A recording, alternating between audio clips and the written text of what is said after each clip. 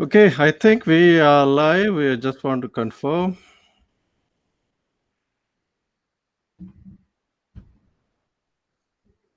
Yep, I think we are live. Yep, good. Hi. So, welcome to Namaste debate, Anil. First Thank of you. all, it's a pleasure and honor talking to you. Thank you, And Mani. I know you are in India. I am in Canada. Hopefully, the internet communication will be stable. Let's give it a try. Yeah. I know. Yeah, I really want to thank you, and I know personally, like you told me that your mother is not well and she's in the hospital, and still you found time to do this. And I asked if you want to reschedule, but you said you're still okay. I really appreciate that. Thank you. And let's go. So I think we'll go with your introduction, right? We'll just start. I will let you speak, and you can say all the good things about you, and let's go with that. Thank you. Hi, friends. I'm Anil Hebbar. By profession, I'm an electronics engineer. I run a small company which is into medical simulation. In fact, we represent Canadian aerospace engineering in India for the healthcare sector. They're medical simulators, and that's what I do for my living. Otherwise, I've been an active social worker for the last 30 plus years, 32 years. I first came in contact with the renowned social reformer Baba Amte way back in 1987 when I was in my final year engineering. And then I went with him on a 5,800-kilometer cycle tour of India just to learn the problems of the country at that time, and then decide what you want to do in future. That's how I got into social work. And apart from that, I've been on and off in the Lions clubs and various other organizations. Quite recently, I took over this a couple of NGOs when the promoters didn't want to run them any longer, and I've been using that as my platform for all my social activities. One of them is called the Helping Hands Charitable Trust, and the other one is called the Bombay Sarvodaya Friendship Center.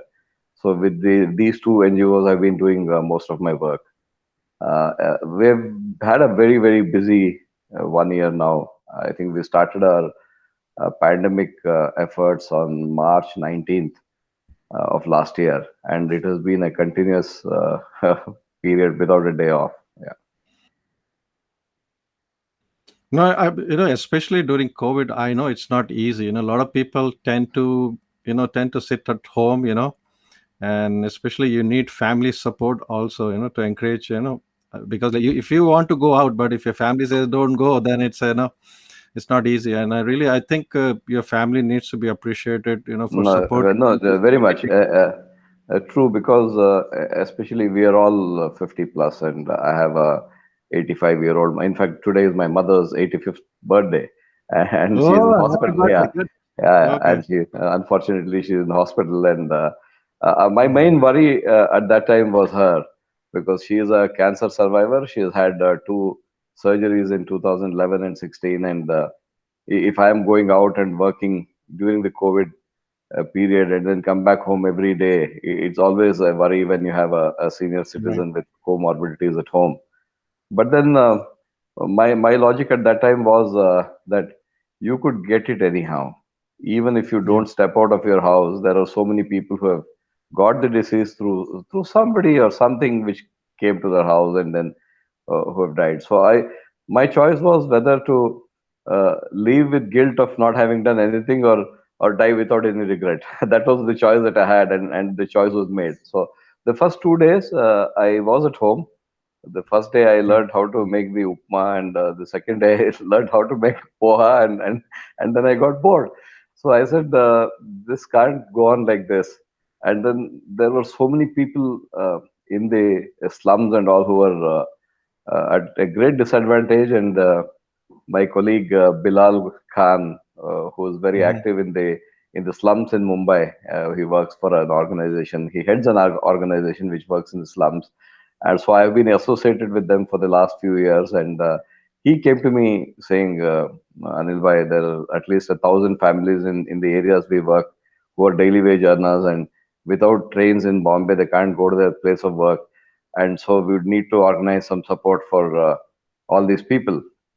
That's when we decided to we only had about 19,000 rupees in our organization, but we said let's go and crowdfund and try to raise some resources, and that's why we put in with a crowdfunding appeal for about 10 lakh rupees on keto for Okay. ration kits, and when we started off, and there was no looking back.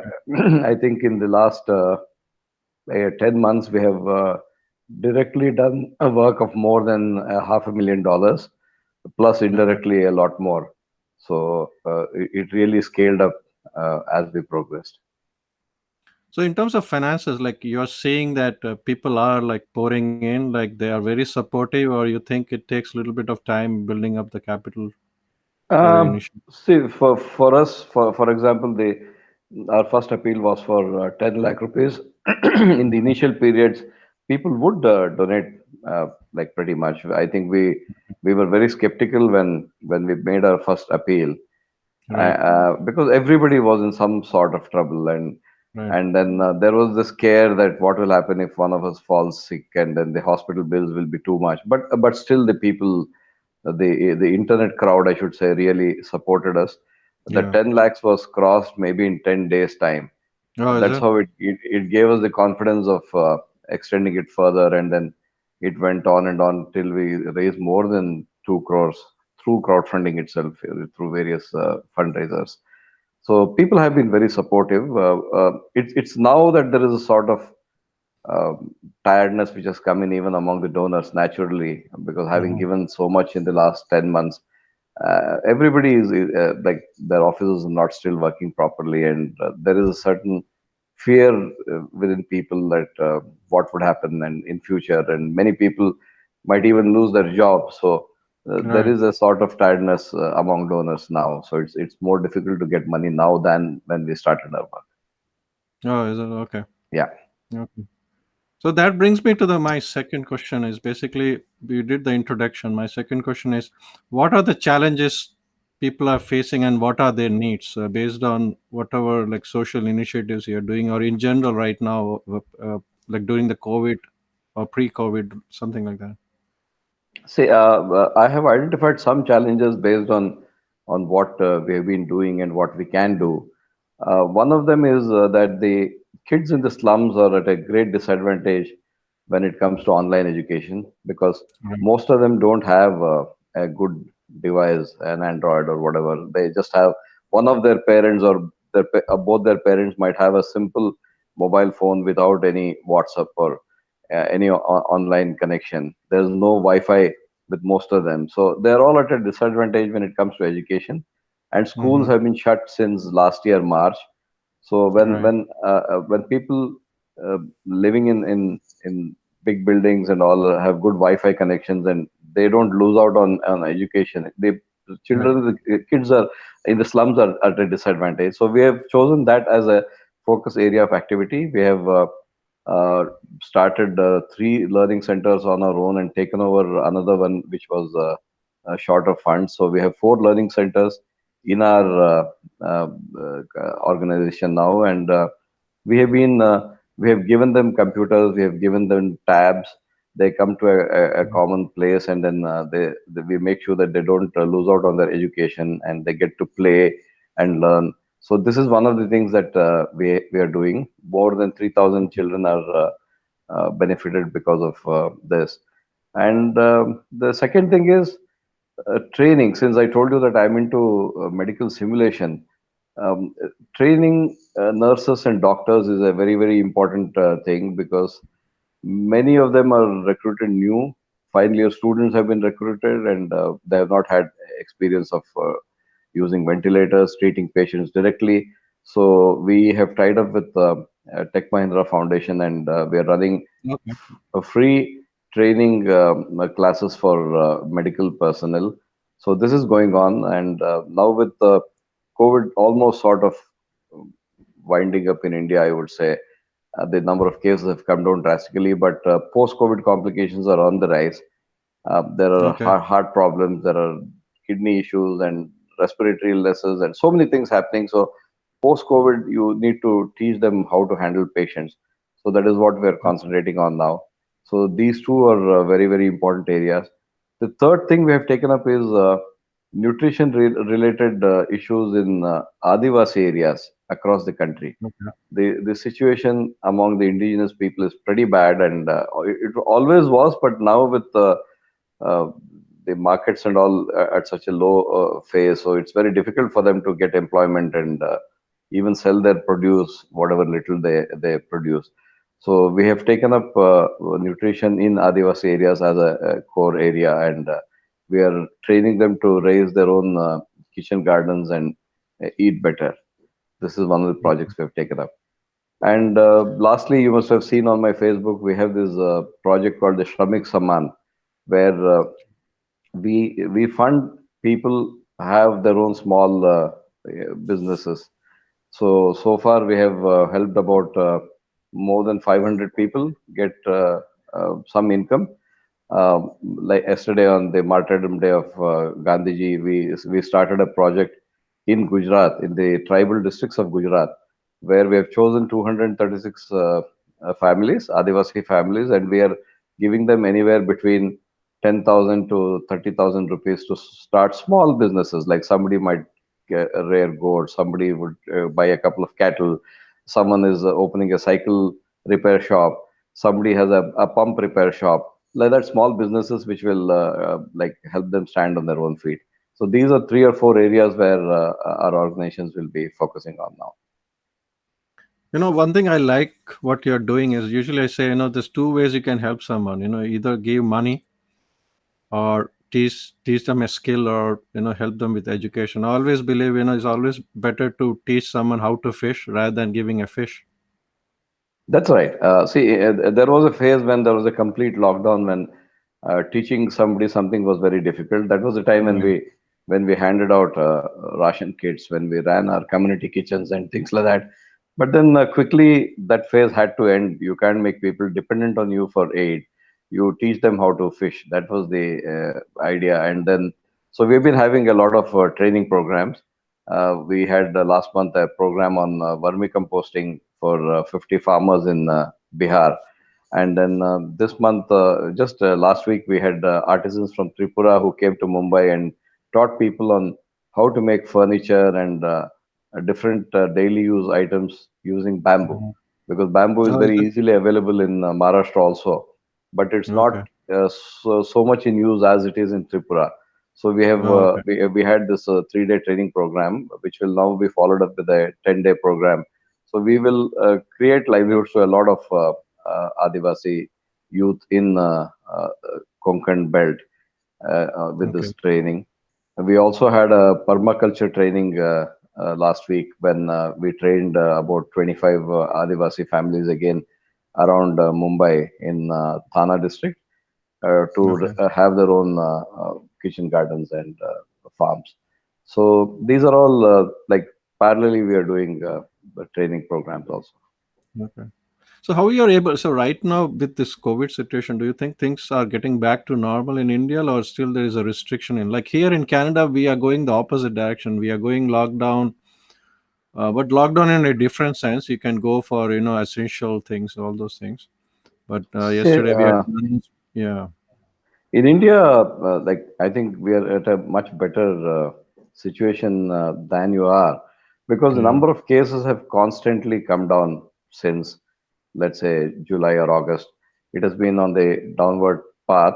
There used to be more than 1 lakh cases per day, but now it's come down to, well, yesterday it was 12 or 13,000 cases. It had even come down to 9,000 cases. So it's more or less like very, very low numbers now. Maharashtra government has wound up most of the jumbo COVID centers that they had set up. Some of them have now been converted into jumbo vaccination facilities. So I think the threat of the disease running away and putting a pressure on the system is now more or less over. It's a But productive, yeah. yeah, but Mumbai has a special scene in the sense the whole city runs on the local trains. As long as the Okay. local trains are not normal, things can't get back to normalcy. So Right. local trains are only going to be like more or less normal from tomorrow. First February is when they've announced that you and me can travel in trains, though it is only before 7 o'clock. After 7 o'clock, it can be healthcare workers only. But before Okay. 7, the common man can go, and after 9 in the night, also you and I can travel. So things will slowly get back to normalcy now. But even now, the livelihoods of people are greatly compromised. Look at Okay. my situation. My office is only the service department is open because, like, people come and sleep in the office Monday through Friday, and Friday night they go back home. So these are things that we are doing to keep the operations running somehow. Otherwise, Okay. the other departments are all still shut till the train start. Oh, okay. So yeah, definitely livelihood is a big thing here. I think one thing the government did the right thing was when we had this pandemic, when the whole pandemic started somewhere around March, April of 2020. So one thing Yeah. the government did right was giving $2,000 every month to people who lost their job. So it basically comes around 1 lakh rupees per month. See, here nothing has been done. I'll tell you, Yeah. as a small businessman, I know how difficult it has been in running my own company. For example, the government, rightfully, the prime minister said that you should all continue paying salaries to your employees. But how long can you do that as a Yeah. small entrepreneur? I have Yeah. still been paying salaries. I have not deducted any salaries, but how I could do that was because the government announced a package. At that time, they said it was some 2 lakh crores or 3 lakh crores, a very big figure. But then Okay. you know how deceptive the package is when you're in Right. it. For example, we were asked to pay salaries to employees saying that there will be a interest moratorium for companies. Now, my company, for example, every month was paying an interest of about 3.5 lakh rupees, and Okay. there was a moratorium. And my salary bill in the company is about 7 to 8 lakh rupees a month. So I somehow managed to pay that 7 to 8 lakh rupees as salary because there was no interest to be paid. For they said that first it was for 3 months and then it was for 6 months. But at the end of 6 months, they're back behind you collecting the interest which was not collected in those 6 months. So now I have to pay 7 lakh rupees per month after September when our businesses have still not started, when we still have to pay salaries to employees. From where will I get 7 lakh rupees every month to pay Right. as interest? It's this month's 3.5 plus 1 month's 3.5, which was foregone at that time. So there was nothing given away to anybody. It was just deferred, and then now they're connecting it back with interest. So Oh, is it? it's a very, very difficult situation for most employers and employees, both of them. Oh, okay. Many, So, but many this companies interest have never come down. reduced salaries by 50%, 70%. Many people have been laid off. All sorts of things have happened. Yeah, here that thing was really good. I liked it, and Yeah. at that time, I was telling, I was basically posting on social media saying, at least in India, we could at least start with at least $100. The government can give to all the migrant workers, right? $100, which is basically 5,000 rupees per month. See, they did announce a little too late when the migrant crisis was at its peak. Yeah, Some government said 1,000 rupees would be given, which is what, $15 or whatever, yeah, 1,000 rupees. Some government said 2,000 rupees, but then the checker was that that would be directly transferred to your accounts, and these accounts are the ones that were there when the Aadhaar card was made. And most of the right, migrants had made their Aadhaar cards when they were in their hometowns, and there is some account right. there which is not operational now. They're in some other city. They can't access that account. They don't have debit cards. So when they gave different account numbers in that form, it got rejected, saying this is not the account which is linked to your Aadhaar card. So they didn't Oh, is get it? any money.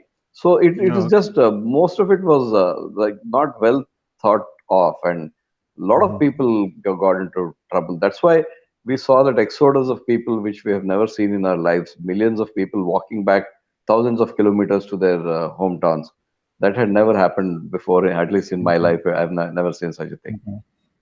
Okay. Like here, business wise, what the government did was, I think, still it's debatable whether it was because the intention was good, but the way it was done was a bit. Like in the sense the because most of the small businesses they are basically like tenants, right? Yeah. So they don't own the property. So the way the money flow went was the government said we'll give it to the landlord, and then landlord can give it back to to the tenants. So the government said the tenants only have to pay 25%. But in order for the tenant to get 25%, the landlord has to apply for it, those kind of things. So there was some, process wise, there was some delay in that one. Yeah, see here, it's difficult both ways. For example, I have a small second home which I've rented out, and I was getting 5,500 rupees as a rent there. And Hmm. my tenant came back to me saying that he cannot pay the full rent, so he will only pay 2,000 rupees till the Hmm. situation improves. So I said, okay, and now I've been getting only 2,000 uh, since the last 10 months, even though my outflow for maintenance and all is almost 3,000. I'm losing 1,000 every month, but still it's okay. But as a tenant myself, my owner didn't give me any consideration uh, in my office. So my office was shut. Even now it's shut for so many months, and I still am expected to pay the rent fully. So I vacated all the offices which I had on rent after 2 or 3 months when I realized that this is going to drag longer. And the government Okay. has not done anything about any of these things. They have just Okay. they have just appealed to owners to not collect rent. That's it. Okay. So what has the Okay. government done? Like you expect the people to give up their incomes, you expect people to continue to give salaries, but then what has the government done to Mhm. mitigate this? Nothing. It's just giving you a 6 months moratorium. And now, yesterday, half a day I spent in um, uh, restructuring my working capital loan. So what they've done is the working capital loans that we have been converted to a 12-year term loan now. So in 12 years, you're supposed to give it back. So Okay. what with a 2-year moratorium. Now what Okay. happens is the 2-year moratorium, that interest is not given away. You have to pay it over the next 10 years. So in Okay. effect, I have 2 years. I don't have to pay much, a little bit only. But after 2 years, I have to pay 7 lakh rupees a month Oh, 7 lakh. com- to completely shut my loan in the next 10 years. So how am Uh-huh. I going to do that? So it's Uh-huh. all like on paper it looks good, but when you actually Correct. get down, sit down to understand what it is, you understand what it Yeah. really is. So it's very very difficult. The government has not Microeconomics is the totally government different. has Like, not given away anything. They're still collecting GSTs. The petrol diesel rates are at an all-time high. Yesterday, the mhm. premium petrol has gone up to 103 rupees. Was it? And diesel is now what 92 or something like that in Mumbai. So it's all very expensive now. So the government has not really given away anything at all. So here the gas price is around here is like it can change every few seconds or whatever. Like it's even within the same companies the rates are different. But right now when I went out, it was a Canadian dollar at $1.10. Okay. $1 is like let's say $50, 50 rupees or 55 rupees. Yeah. So it comes around 60 rupees somewhere around there. Yeah. I hear it's about 90 for diesel and 100 for petrol now. Mm. And Yeah. through the pandemic, it has just kept increasing. When the international crude prices have gone down, the Right. prices here have kept increasing. And you can Yeah. imagine when during the lockdown, the vehicles which were running were all relief vehicles, and they were made to pay higher and higher for fuel, which is very unfair and not Yeah. thought through Like properly. during the peak of the pandemic, probably we were paying around 98 cents. Okay. This is on top of carbon tax. Now we have a carbon Uh, tax we pay on top of environmental tax. Otherwise, even it's not even 98. It will be probably 80 cents, okay. right? So yeah, yeah, that's good to know. So we talked about what are the challenges people are facing and what are their needs. So right now we talked about in general like what people are facing. Mostly middle class or upper middle class. But in terms of if you look at the rural India, is the problem still the same like before, or it's aggravated? Like how their livelihood has impacted? Like, See, what has happened is. The farmers farming has always been unremunerative in India. Like Mm-hmm. I am also a part-time farmer, and I know how difficult it is to grow something and sell something at a profit. It's Mm-hmm. very unremunerative, and that's the reason why all these agitations are going on and against Right. the farm law. So the rural India is in a very bad shape according to me, because Mm-hmm. 60 to 70% of people are dependent on farming, and the Correct. inputs are still not available when you want it properly. And Mm-hmm. when you grow something, you also can't reach the markets because things are not normal. Mm-hmm. So and again, when you go to the markets, there's no guarantee that you will get the right price. Mm-hmm. So it's in a very difficult situation, Mm-hmm. especially for rural India. The cities will still somehow manage because now Mm-hmm. things are limping back to normalcy, and you'll find some job and some income. But rural India is definitely at a great disadvantage. Coming back to the topic, you talked about giving some tablet. Like, how much does it cost? Like, let's say if somebody wants to help, let's say one kid or two kids, somebody. So, on average, what is the Yeah. cost? See, we chose two types of during the pandemic, we distributed more than 300 tablets to children. There are Oh, is two it? models we chose. One of them was both of them were Lenovo. One was the smaller one was about a 7-inch mini tab that was about 8,800 rupees or so, and the bigger one was about 11,000 and odd after discount Mhm. and all that. Otherwise, the market prices were higher, but we got it for about 8.8 and 11 point something, two types of Yeah. tablets which we gave to the children. So, in terms of, let's say they are, let's say they get it, they use it, like how they're using it, like how they're making this more productive for their use. Yeah. Once See, again, what our organization, the approach we took was that we would not give a tablet to each kid because you're not okay, sure whether it will be used properly. So correct. what we did was, in the slums, for every one line, one street in the slum, we gave Mhm. a tablet to one Okay, of the got people, volunteers or a teacher living in that road, and we scheduled the children in batches so that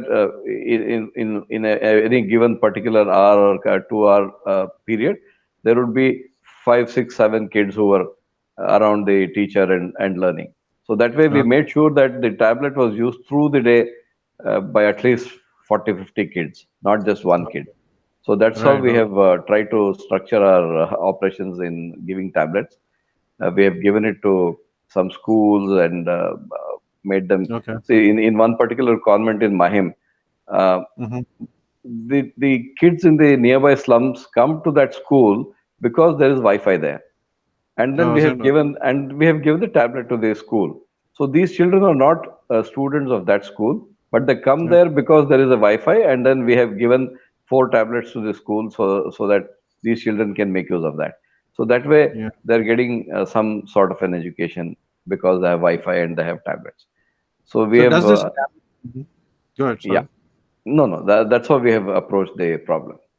So does this a tablet have some sort of an educational app, or is just a regular tab? It's a regular tab, but then Mhm. they have this Google Class and all those things. So Okay. the schools have implemented Okay. special apps for learning. For example, Okay. my daughter has what is called the TCSIN, which is used by their school to Okay. do this online education, and so each one of them have a different solution. So these are like totally like a made in India solutions, or like this Um, tablets are all like they are made in India, or they are more making in India. so the apps are international apps like Right. Okay. uh, Google Meet or Google Class and all these things. But then the content is made in India. The Made content, in. yeah. Okay. Okay. In Good. software, of course, India is, as you know, Yeah. in the forefront. So there are a lot of people making content for online education. Even recently, one of the I think Indian teacher won the world's I think Yeah, the yeah, best teacher. yeah. He was Uh, from Maharashtra. Yeah. Maharashtra. Yeah. Yeah. Met him or no? No, no, I have not met him. I saw his interviews and Okay. uh, I saw the award function, and like that was a Okay. good Yeah. It's a moment good. for India. Yeah. Yeah. Okay, so my next question is, I know you have been traveling, you travel a lot. I want to know how much you travel. And the other question, I was just looking at my records yesterday. On the 13th of March, my speedometer was at 55,200 kilometers. okay, My car speedometer, and yesterday it was at around 90,000. So almost calculate how much. 40. 35,000 kilometers in about 10 months. So you drive or you have someone to help you No, out? I drive. Like You that like was it? one of the precautions I took. I've been Okay, paying my driver his salaries, but I've asked him not to come. Two things. One, because he lives in a slum, and I was right. not very certain. Like Yeah. uh, he might bring COVID to my family, so I was a little scared of Yeah. that. And so I said, "You stay at home. You'll get your salary." But I started driving. It was a pleasure driving during the lockdown because there's no traffic, and I was the king of the road, and I could cover Yeah. 300 kilometers every day in Mumbai and whizzing across the city, and it was a pleasure driving. But now it's not like that. It's no longer a pleasure. There are very bad traffic jams because the trains have still not started fully, and everybody is traveling by car or taxi, and there's a lot of traffic. So I try not to um, travel during those peak office times, and I choose the post office hours or pre office hours to travel. But otherwise, I traveled 35,000 kilometers in the last 10 So that months. brings me to this next question, which is more related to this. What precautions do you take while traveling and doing your social work? See, I don't have an unnecessary crowd in my car. Most of Okay. the time, I'm alone or maybe a colleague with me, Okay. and we wear masks almost all the time. I wear a cloth mask most of the time, but if I'm going to a hospital for one of those nurses training or something like that, then I wear a N95 mask. Otherwise, I have a cloth mask. I do wash my hands a few times a day. I'm not very fond of these sanitizers, so unless somebody Mhm. forces it on me, I don't use sanitizers. I just wash my hands with soap and water. I Mhm. don't have my driver now, so I drive myself. And I have, ever since the pandemic started, I have uh, occupied a different room. I have taken over my daughter's room because I didn't want to mix up with everybody when I come back, and because I've been working with migrants, like I've been in Right. crowds and all that. So after I came back, I used to straight away have a bath, and then I had a separate room. So I think this is what kept us all away from COVID. I was also doing an antibody test almost every month, and my Okay. antibodies have always been close to zero.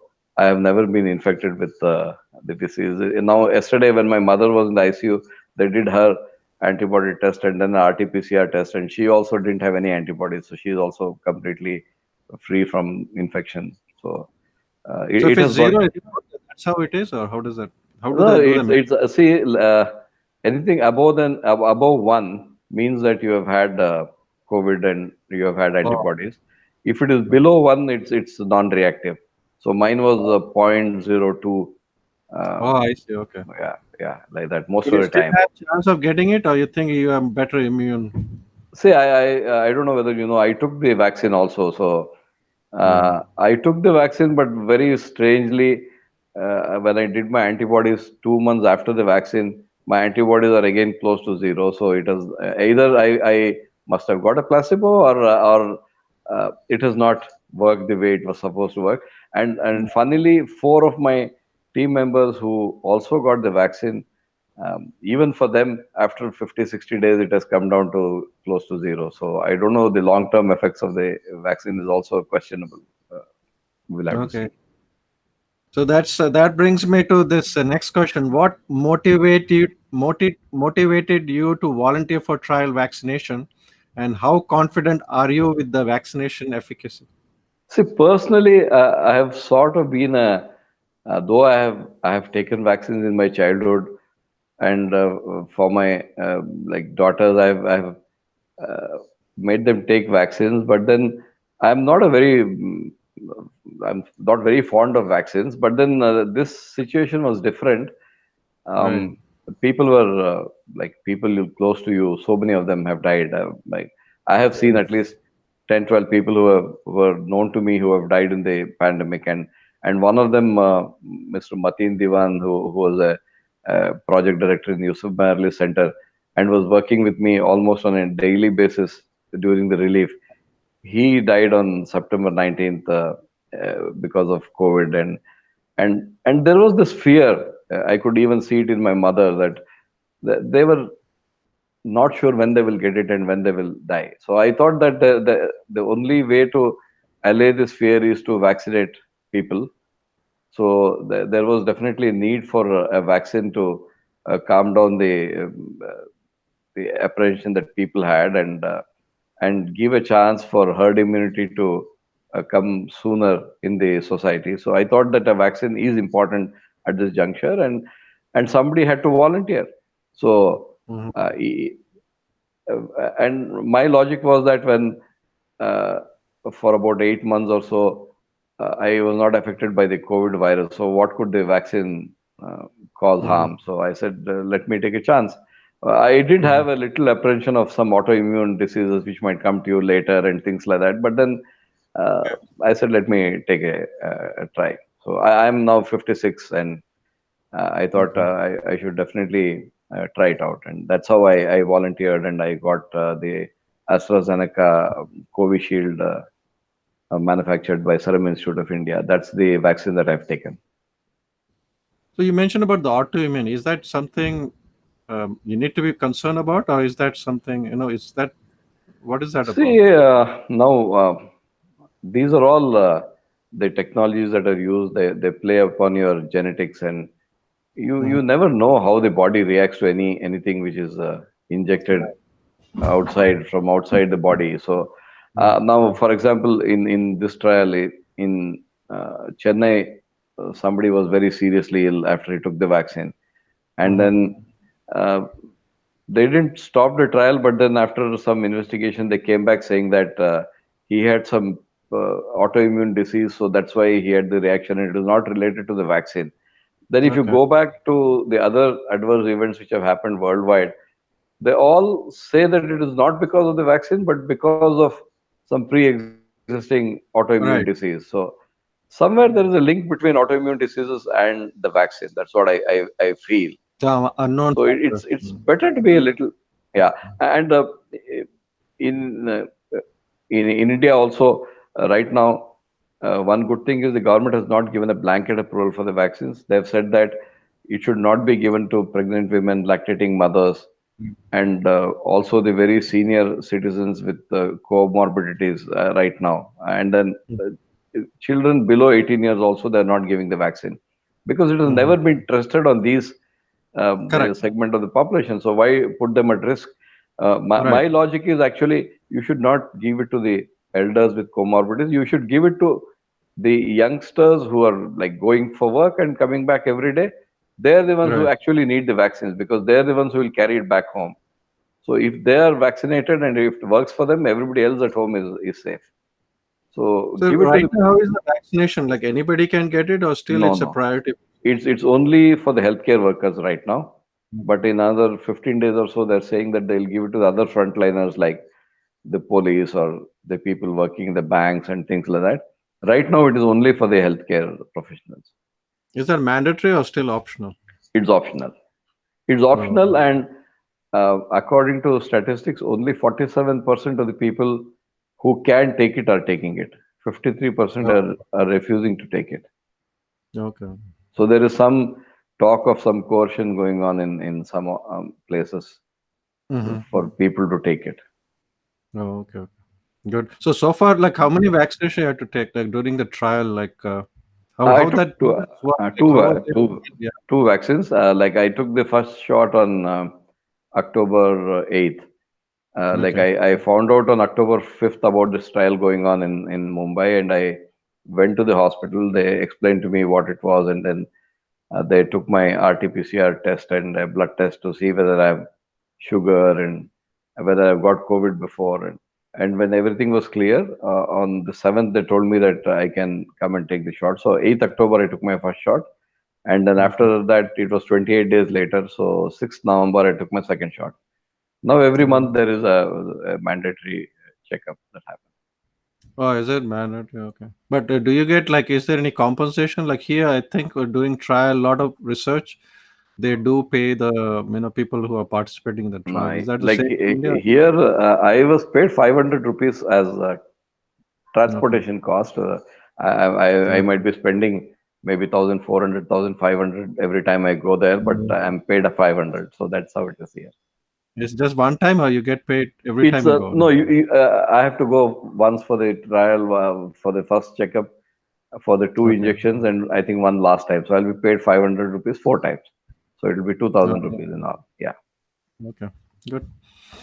Okay. My next question is, what is the current ground reality in Maharashtra when it comes to pandemic, or in general in India right now? What is your sense? Like, you think the fear has gone, or still people fear? Like, are people visiting friends? No, the fear has gone. If you go to the markets and all, Okay. you sometimes get scared. Like people are bindas. Like when they're out there, they're out there enjoying life, and it's you feel that it's not there, except that Okay. people have a mask just hanging below their chin. Otherwise, you can't make out that there is a pandemic. It's Oh, okay. the traffic is back to normal. The markets are mostly open, and of course, there's some social distancing which people try to maintain. That you have those stickers put saying that stand here, and all, but most of them Yeah. don't follow that any longer. Right. In banks, you have a screen between you and the counter, the teller. Yeah. Otherwise, there's nothing. Mhm. So things are more or less back to normal. What about the mask? Are people wearing? People wear it. It's like traffic signals, like you're Yeah. fined 200 rupees if you don't wear it. So suddenly Yeah. somebody will descend upon you and ask for 200 rupees. That's why you wear it. That's how it is now. It's not because of Yeah. the fear of the disease. It's the fear of the policeman which is making people Okay. wear the mask. Yeah. Okay. Okay. Yeah, here we are going through stay at home order. So what it means is you can go out, but you can only go out, let's say, for grocery, doctor visit, like medicine. But Hmm. otherwise, you are not allowed to go out. Not all businesses remain open only till 8 p.m. Hmm. Here it's And that's all. Everything is relaxed now. There's nothing. The only thing which was not functioning was swimming pools, which have been thrown open from tomorrow. All the swimming pools will also work. So okay, that was I think the last thing that is being opened. Otherwise, okay, marriage halls and all that they are open for 50% of their normal rated capacity. So if a okay. hall can take 400, now they can take 200. That's how it is. Things are open that way. Things are open. Yeah, here a lot of people are now getting frustrated because it's. I think in March it'll be almost 1 year. Hmm. Yeah, March 25th was India's, I think, lockdown started 24th or 25th. So 1 year will be.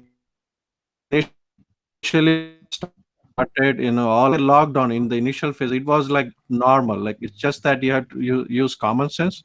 So it was good. People appreciated that. But now it's the other way around, right? What Hmm. India did, now Canada is doing now. Like Yeah, yeah. so people are getting frustrated. You can't keep people too long inside, No, inside their home for long, it's very difficult, right? and the lockdown caused so many other collateral problems, like so much of Correct. mental illnesses and frustrated people. And very difficult. The scene was pretty bad during the lockdown. Uh, Yeah. Like even vaccination. So what we heard, like the government ordered more vaccination per capita in the world for Canadians, but it's not on the ground yet. And I uh, think Canada was on the top 10 initially around December last week, but now it's basically top 20 or something. So they ordered more medicine, but the medicine is not coming here because what happened was, especially during the Trump time, Trump said that none of the medicines will go out of US. So if hmm. so for you for Canada, US is the closest country, and it's much more easier to get vaccination. So most of the we, vaccinations that are coming in Canada, they're coming from Belgium and Europe. we And should now send it to Europe you is from here. You- We should send it to you from here. We have but that is even further away from Europe, right? So but let's see. but Yeah, but our vaccines can be stored at 2 to 8 degrees centigrade. You don't need those minus 70s, which Pfizer Yeah. and all of them need. So I'm Yeah, trying to but here sell they our ordered vaccines. all the medicines, but Yeah. we don't have it on ground. It's getting delayed, and now there's a lot of pressure on the federal government, trying to find answers. What's going on? They said before September, every Canadian will have access to it, but based on the current projection, doesn't look like we'll see. But what is the rate of infection? Is it worse than before, or is it better than before? How what is the scene there Right now, province-wise, it depends per capita, but I think more people died here compared to India per capita wise, right? per I capita? think the developed countries saw more mortality rate compared to developing No, countries. Where, naturally, because if you see anybody coming from US or Canada to India and has one pani puri in the yeah, on the road, you fall sick. Whereas we yeah, are used to everything. correct. Like we've been the relative levels of hygiene are much poorer, so we are used to all sorts of bacteria Correct. and viruses and things like that. So it was expected that India would fare much better than other Yeah. countries because of all these things. And Another from thing is what I we are can too gather, sanitized. yeah, from what I can gather, the COVID virus is also not a very strong virus. It's one of the weaker viruses. Just that it's new and we didn't know how to handle it at that point in time. Probably you will be the first brave person saying that. No, it was definitely. See, for me, I look at it more like a branded disease. Like a Yeah. branded disease. Most people died not because of the virus, but because of the way we handled the virus. Like Hmm. in India, if somebody went to a hospital and he was found to be COVID positive, the authorities would come and shut down the hospital. They would not allow Yeah. the hospital to take up any more patients. So the Hmm. hospital would not do the COVID test on the patients who come there, and they would treat them for just symptomatically. In fact, my Hmm. friend Mateen died just because of that. The hospital dragged its feet for 3 days and didn't do a COVID test on him. If they'd done a COVID test and they found that he was positive, they could have started treatment immediately for that. They didn't do that. Hmm. So it was the way we treated the pandemic which actually caused the havoc and not the virus itself, according to me. Yeah. So that brings me to this question, how satisfied you are with the government response. I know business wise you mentioned, but in general, two governments, one is the state government and the federal government, like overall, what is your feel like? What could they have done differently, and what is the See, positive you see? See, if there are two things, one is in terms of medical preparedness, the governments, both at the state and the center, have done a good job after the pandemic started. Till the Yeah. pandemic started, both of them kept ignoring the primary health centers and things like that, which should have been strengthened in the normal times. So our health sector was in a bad shape. And now it's all privatized, privatized. That's the mantra here. Mhm. So they ignored the primary health sector. But after the Mhm. pandemic started, of course, they put a lot of money in it, and then they set up a lot of facilities, a lot of testing centers. The Mhm. prices of the tests kept getting down as we progressed, and the governments both at the state and the center did a pretty good job.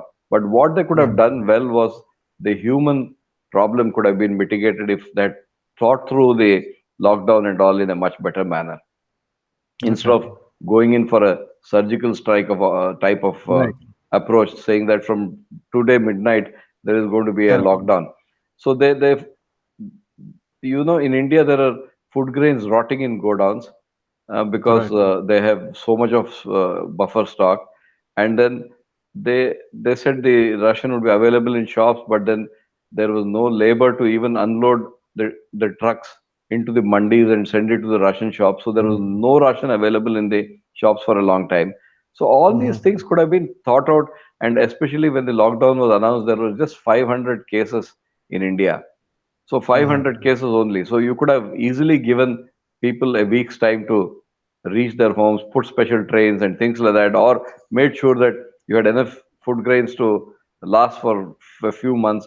None of it was thought through, and just a lockdown was announced, and the police were asked to clamp down on people on the streets and all that. So this could have been done better, definitely. Otherwise, post the lockdown, the governments have done a pretty good job in handling the things, and in making sure that vaccines are available, and all these things have happened pretty well. Okay. So I So would how are give the cases right 50 marks. now in Maharashtra? 50. They're Maharashtra coming down. now there's very much down, and um, uh, Okay. see, that's more because of herd immunity. I think everybody who had to be infected has got infected, and it's like that. There's a sort of herd immunity Mhm. now. We frankly may not even need the vaccine. That's my Mhm. gut feeling. Because Okay. if you take Dharavi, for example, if there were 100 people living there, 40 went back to their native places. And out of the remaining Okay. 60 who are there, 40, 50 have got infected and got cured. So there's a Okay. herd immunity in that community. So that now you Right. see zero cases in Dharavi every day. Not because we did Oh, is it? something, yeah, not because we Yeah. did something remarkable, but because there is herd immunity. That's Okay. that's my take. Is it the turmeric we are taking? Yeah, I'm taking every morning. The first thing I do is uh, ginger, Mm-hmm. turmeric, and Mm-hmm. lemon and salt in hot water. So I Okay. always take this in first thing in the morning. It definitely helps. Okay. So basically, I've got two more questions. Just want to mind your time. So, how are business adapting to this new world? You talked about yourself. You're a businessman. You know what are the Yeah. issues. So, how are things business wise, and what are the things that you'd like the government to do, and go from there? See, one good thing is businesses have realized that you don't need so much real estate to do business. Now, Right. I have, for example, I have given up all my offices which were on rent, and we have saved 2 hours a day going and coming back from the office and all Mm-hmm. that. But still, we have somehow been managing to do most of the things that we are supposed to do. In my own NGO, I've done everything that I wanted to do. Things have been shifted to online mode Mm-hmm. in many of the companies, and they're managing pretty well. Okay.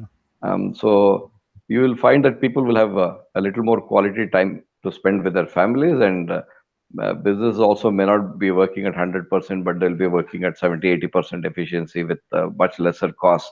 So people are learning to cope with the virus, and because we are all certain that it is not going to go away any soon. It could be there for the next couple of years at least around the corner. So we have to learn to live with it. So business are coping up.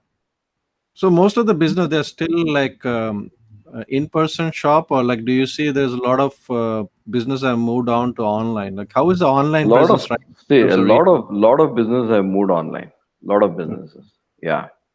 Only the shops which, like, if you um, for example, a grocery shop, the shop is Okay. open but the deliveries are done uh, to home. You don't Okay. get the people going to a shop to buy, and so the stuff will be sent home. So all these things are like, there's a different way of working now. So So these business wise, home deliveries have increased great extent. business wise, what industry or what areas you think will flourish? They are the best place to invest for people, entrepreneurs and those kind of things. See, a lot of people have become entrepreneurs now in the food segment, like Okay. restaurants. Most restaurants are now online. So I Okay. know of so many women who are very good cooks, but they were not having a business, but now they've started their own sort of mail order kitchen, and Mm-hmm. they're doing pretty well. Mm-hmm. So a lot of entrepreneurship has bloomed in the pandemic. Mm-hmm. You see a lot more people being doing businesses now online than before. Mm-hmm. Okay. So I think if somebody wants to invest, one is the pharma companies, of course. Indian pharma companies have had a great time. Yeah. Even the vaccine makers. I was just looking at Bharat Biotech. I don't know how I missed it, because when the pandemic came, they were at what, 6 rupees or something like that, Okay. and today they're at close to 80 rupees. Oh, is it? When everybody knew that they were making a vaccine, and it's one day going to come, and all of us ignored it, and now it's already 15 times what it was a year back. So Oh, Indian is it? pharma companies will do well, and so also the consumer durable companies like refrigerator manufacturers, with so many vaccine stations being Right. started across the country. You need more refrigeration, so the people who make refrigerators will do very well, and things like that. With people sitting at home, you need more television sets, you need more mobile phones because everything is online. So all these industries are expected to do well. Okay, The good. hospitals are, of course, doing a roaring business. They're all doing well. Hmm. So skill wise, you see, like I think a lot of white collar jobs you can still do from home, but Yes. a lot of jobs still you need a physical presence. Is that still normal? Like, is become normal now, or still slowly, slowly? No, things have become, except in Mumbai because the local trains have not started. In the rest Okay. of the country, things are normal because No. they're not dependent on trains to that extent. They're buses and auto rickshaws and all that. So things Okay. are back to normal in most parts of the country except Mumbai. Okay. Okay. That brings to the last question I have. How can we make this world a better place? What are your suggestions and ideas in terms of social work? How people can help your organization, website, what is the easiest way to help or in Yeah, general? I think like my Facebook page gives a lot of information on whatever we are doing. Mhm. Like somebody or the other would tag me, and so everything that we do is normally on my Facebook page. The website of my organization is www.helpinghandsct.org. That's the charitable trust, helpinghandsct.org, and they will get information on what we're doing there, and or they could personally contact me, and I will give them the coordinates on how they can help. But I think the world will become a much better place if all of us become more understanding of the problems that others are facing, Mhm. and I already see that happening. People are reaching out. Otherwise, so many people could not have survived the lockdown. So people Mhm. have been reaching out and helping others, and I think we should all get less consumeristic. We have Mhm. to give up on some of our needs. You only buy what is Material absolute. needs. Yeah, You need material less. needs. You need Yeah, less. we need less. You give away what you don't want, and also give away at least 10% of your salaries for doing good to others. I think that's very, very important. We can't expect the government to help us out in everything. We have to Right. help each other. That's the thing that we need now. Okay, good. Yeah. So thank you so much, Anil. Thank you. Thank you Really, for. really a pleasure and honor. Always, appreciate people who are social worker, who are healthcare worker, and people who are serving in the military. Yeah. Protecting our nation. Yeah. It's basically I call it the nishkam karm. Yeah. Just and doing your thank. duty. Yeah, yeah, and thank you for following me and appreciating me and motivating me to do a lot more. You have always been a big supporter. Yeah, thank you so much. Really Yeah, appreciate it. We'll talk to you soon. Okay. sure. Bye bye. Thank you. Bye. Thank you. Bye. Good night. And I wish a speedy recovery for your mother too. Yeah, thank you. I will also tell her that you inquired. Yeah. Sure. Thank you. Bye. Thank you. Bye. Bye.